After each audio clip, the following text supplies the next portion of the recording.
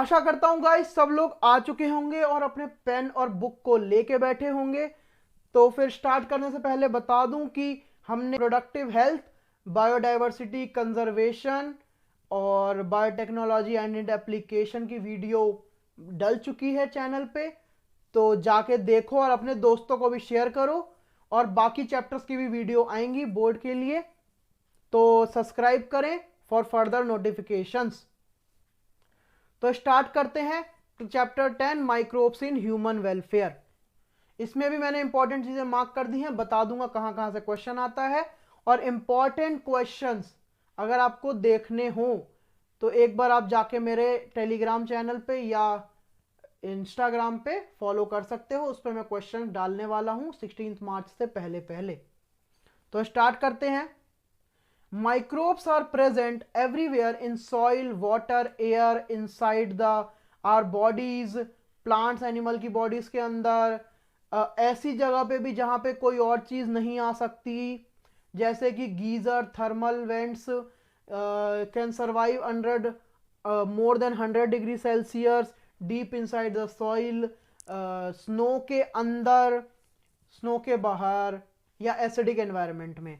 Microbes are diverse protozoa, bacteria, fungi, and microscopic animals and plant viruses, viroids, and also prions that are proteinaceous infectious agent.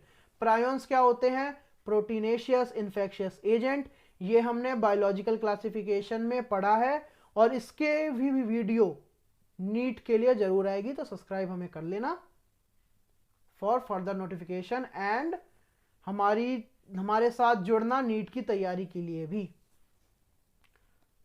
Microbes like bacteria and many fungi can be grown on nutritive media to form colonies.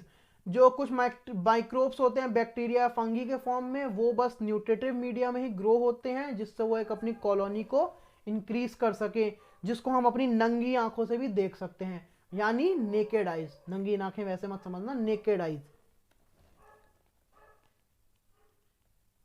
ठीक है, ये diagram वाला page को छोड़ दो, इसमें से question नहीं आएगा।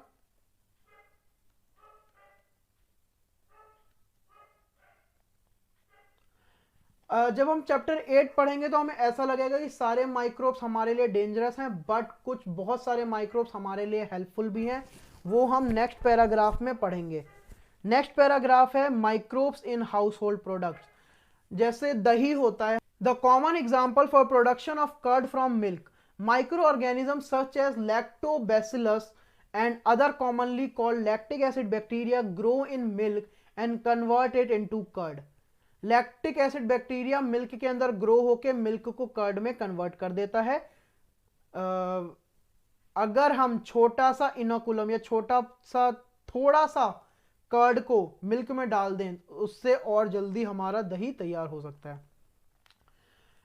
लैक्टिक एसिड बैक्टीरिया हमारे न्यूट्रिशन क्वालिटी को भी इंक्रीज करता है by increasing the vitamin B12 in our stomach.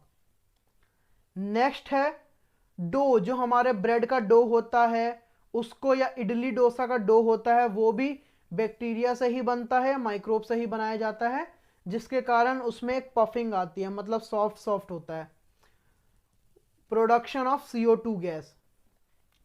Next है similarity, the dough which is use for making breads is also fermented by east.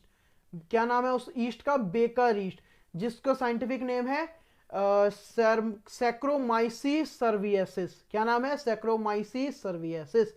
Traditional drink भी microbes के help से बनती है, टॉडी जिसको हम कहते हैं, साउथ में मिलती है। और ये बनती किससे है? पाम के सैप को फर्मेंट करके। also used to ferment fish, soybean, bamboo shoot for making food. Cheese, one of the oldest food items which are produced with the help of microbes. जिस चीज में बड़े बड़े होल्स होंगे वो होगा स्विस चीज, और जिस चीज में छोटे छोटे होल होंगे वो होगा रॉकफोर्ड चीज। और रॉकफोर्ड चीज में थोड़ी थोड़ी महक होती है, मतलब उसका फ्लेवर अलग होता है। और ये कौन से बैक्टीरिया के कारण बनता है? मतलब स्विस चीज वो होता है प्रोपियोनी बैक्टीरियम शर्मानी क्या नाम है? Propionibacterium shermanii. Next paragraph में आ जाओ। Industrial product, microbes are used to synthesis number of products valuable for human beings, जैसे कि बेवरेज मतलब पीने वाली ड्रिंक्स, एंटीबायोटिक्स, और अगर हमें माइक्रोब्स को ज़्यादा मात्रा में प्रोड्यूस करना हो तो हम उसको प्रोड्यूस करते हैं वेसल्स की हेल्प से, जिसको हम कहते हैं फर्मेंटर्स। ये फर्मेंटर्स की फोटो है। जो हमें पहला पढ़ना है वो है फर्मेंटेड बेवरेजेस। इसमें बताया गया है yeast have been used from time immemorial for the production of beverages like wine, beer, whisky, brandy, rum. और ये किससे प्रोड्यूस होती है? सैक्रोमाइसीस सर्वियसिस, जो ब्रेड मेकिंग में भी यूज होती है, जिसको हम कहते हैं ब्रूअर ईस्ट। क्या कहते हैं? Brewer. Also use for fermenting malted cereals and fruit juice to produce ethanol. कई सारी ड्रिंक्स होती हैं जो डिस्टिलेशन से और नॉन डिस्टिलेशन से बनती है। विदाउट डिस्टिलेशन से बनने वाली ड्रिंक का नाम है वाइन और बियर, और विस्की, ब्रांडी, रम बनती है डिस्टिलेशन ऑफ फर्मेंटेड ब्रॉथ। ठीक है, नेक्स्ट आ जाओ एंटीबायोटिक पे। एंटी का मीन्स होता है अगेंस्ट, और बायो का मीन्स होता है लाइफ। दोनों को मिलाया जाए तो बनता है अगेंस्ट लाइफ। पर ये होता किसके लिए है? वो होता है dead causing, disease causing organism के लिए। बट ये हम ह्यूमंस के लिए होता है प्रो लाइफ, मतलब हमारे लिए तो फायदेमंद ही होगा ना अगर डिसीज कॉजिंग को नष्ट कर देगा तो। सबसे फेमस जो माइक्रोब्स था, एंटीबायोटिक था, वो था पेनिसिलिन। ये इसकी डिस्कवरी कैसे हुई थी? इसकी डिस्कवरी बहुत सरकास्टिक है, मतलब बस हो गई ऐसे ही अपने आप। हमारे एक चचा थे अलेक्जेंडर फ्लेमिंग, जो स्ट्रेप्टोकोकाई पे काम कर रहे थे। उनको नींद आ रही थी, वो अपनी बिना डिशेस को वॉश करे ही सो गए। पर जब वो वापस आए तो उन्होंने क्या देखा कि जो प्लेट्स हैं, बहुत सारी प्लेट्स में एक मोल्ड्स ग्रो हो रहा है, पर जिस पे स्ट्रेप्टोकोकाई है उस पे वो मोल्ड्स ग्रो नहीं हो रहा है, जिसको उन्होंने मोल्ड्स को नाम दिया पेनिसिलियम, और उसका पूरा नाम आया पेनिसिलियम नोटेटम। पर इसका जो फुल पोटेंशियल था, मतलब इसकी फुल पावर जो निकली थी, वो निकाली थी treat American soldiers bounded in world war second, और इसके लिए फ्लेमिंग को, फ्लोरे को और चेन को अवार्ड मिला था 1945 में। नेक्स्ट पैराग्राफ में आ जाओ। Antibiotics have greatly improved our capacity to treat deadly disease. और वो डेडली डिसीज कौन कौन सी हैं? प्लेग, वूपिंग कफ, काली खांसी, डिप्थेरिया, गोल गुट्ठू और लेप्रोसी खुशी रोग। क्या नाम है? वूपिंग कफ, काली खांसी, प्लेग, डिप्थेरिया, गोल घोटू और लेप्रोसी खुशी रोग। नेक्स्ट आ जाओ। नेक्स्ट है chemical enzymes and bioactive molecules. अब ये वाला आता है कंप्लीट द सेंटेंस, या बनता है कंप्लीट द टेबल, या ये वन वर्ड में भी आ सकता है। ठीक है, ये मेरे में तो आया था, मेरे पेपर में, सैंपल पेपर में भी दिया था और उसमें भी दिया था। ठीक है, तो फिर स्टार्ट करते हैं। हमारा जो एस्परजिलस नाइजर है, एस्परजिलस नाइजर, वो होता है citric acid, Acetobacter acetic acid, Clostridium butylicum butyric acid, और ये याद रखना कि इसमें ब्यूटाई है ना, तो ब्यूटेरिक एसिड। उसके बाद लैक्टोबैसिलस लैक्टिक एसिड। हमारा जो ईस्ट था उसका नाम 3 बार हम पढ़ चुके हैं, क्या नाम है?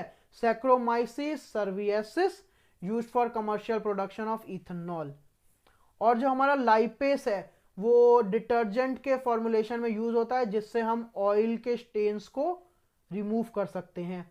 और जो बॉटल जूस होते हैं, अब आप देखते होंगे जो बॉटल जूस दुकानों में पड़े रहते हैं, उसमें से बदबू क्यों नहीं आती? क्योंकि उसमें भी एंजाइम डला होता है। वो कौन से एंजाइम होते हैं? पैक्टिनेज और प्रोटीएज। क्या से? पैक्टिनेज और प्रोटीनेज।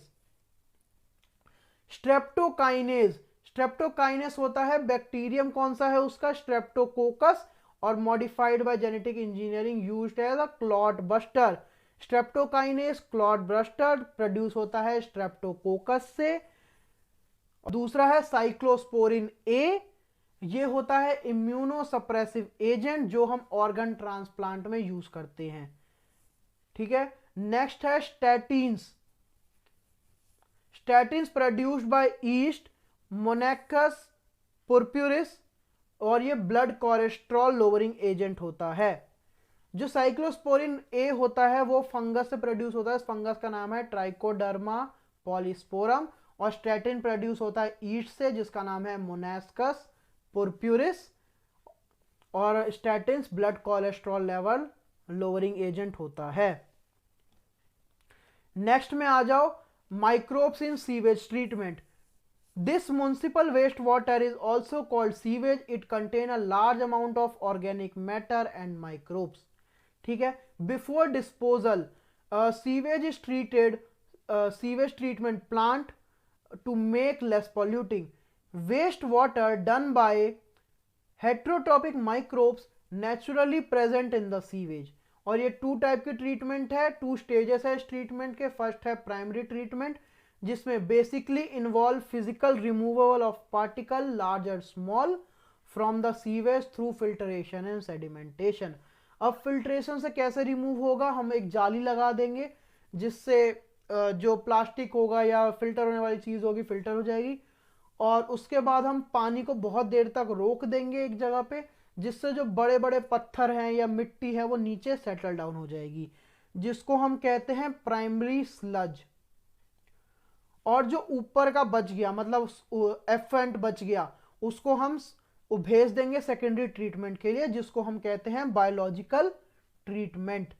अब बायोलॉजिकल ट्रीटमेंट में एक टर्म आती है, वो होती है फ्लॉक्स। फ्लॉक्स क्या होता है, masses of bacteria associated with fungal filament to form mesh like structure. masses of bacteria associated with fungal filament to form mesh like structures।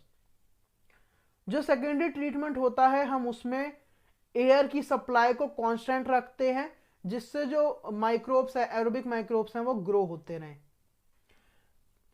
Next line पे आ जाओ, जैसे कि microbes consume the major part of organic matter in the effluent, reduce the BOD biochemical oxygen demand. अब biochemical oxygen demand होता क्या है, जितना ज्यादा ऑर्गेनिक मैटर पानी में पड़ा रहेगा उतना ज्यादा ऑक्सीजन की डिमांड चाहिए होगी उसको खत्म करने के लिए। तो जितना ज्यादा पानी पॉल्यूटेड उतना ज्यादा बीओडी। ठीक है, BOD refers to the amount of oxygen that would be consumed if all organic matter in 1 litre of water should be oxidised by bacteria. ठीक है, sorry, next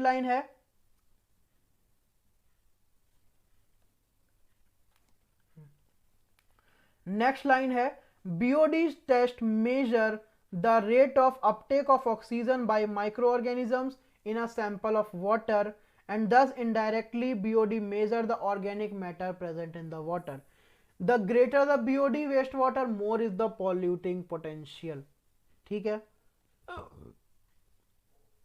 effluent is then passed into a setting tank where the bacterial flocks are allowed to sediment.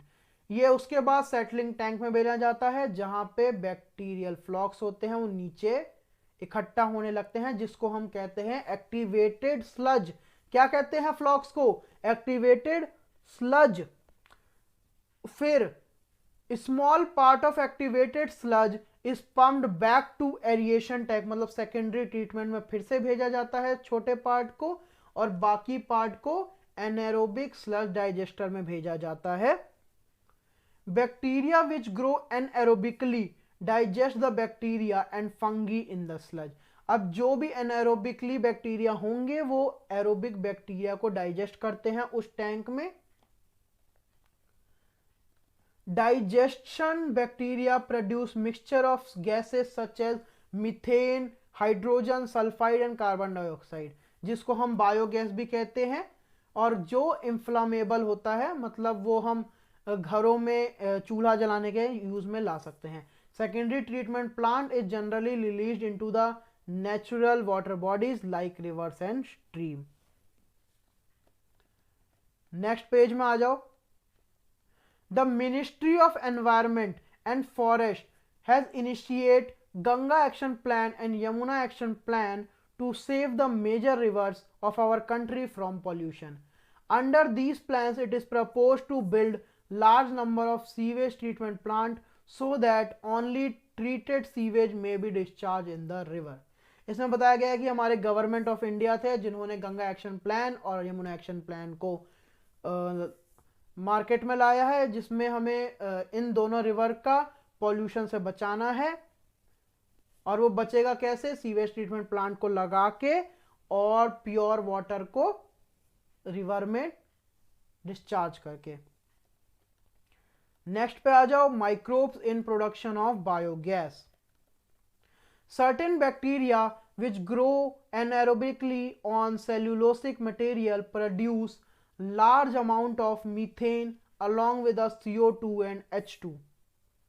ठीक है, कुछ bacteria होते हैं जो aerobically grow होते हैं और सेल्यूलोसिक मटेरियल पे काम करते हैं, जिससे large amount of methane CO2 और H2 के साथ प्रोड्यूस होता है, जिसको हम कहते हैं मीथेनोजेंस। मीथेनोजेंस रूमेंट ऑफ काउ में पाया जाता है या कैटल में पाया जाता है, क्योंकि वो लोग प्लांट्स खाते हैं, उसको डाइजेस्ट करने के लिए मीथेनोजेंस उनके पेट में रहते हैं। Breakdown of cellulose and play important role in nutrition of cattle.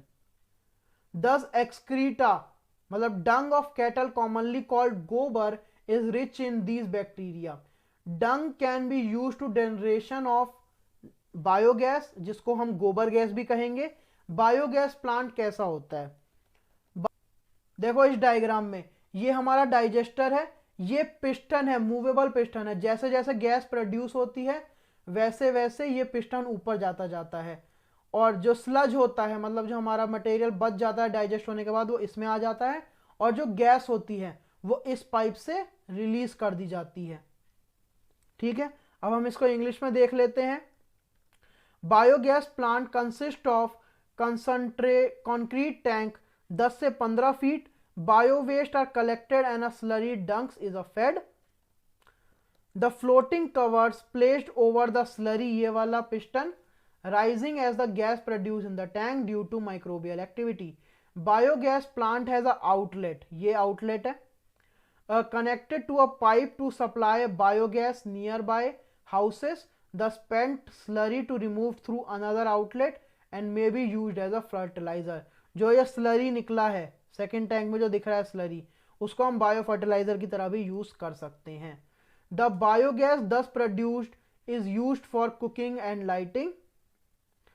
The technology of biogas production was developed in India mainly due to effort of Indian Agriculture Research Institute, जिसकी full form है Indian Agriculture Research Institute, short form IARI, and Khadi Village Industrial Commission, KVIC, Khadi and Village Industrial Commission।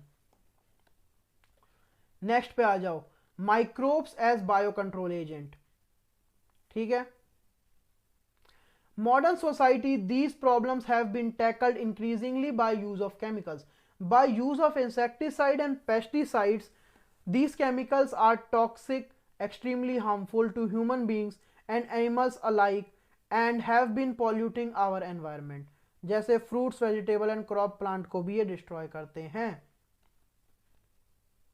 Biological control and pest disease। In agriculture there is a method of controlling pest that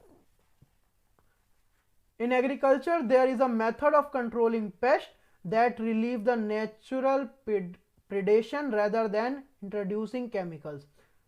A key brief of organic farmer is that biodiversity further health.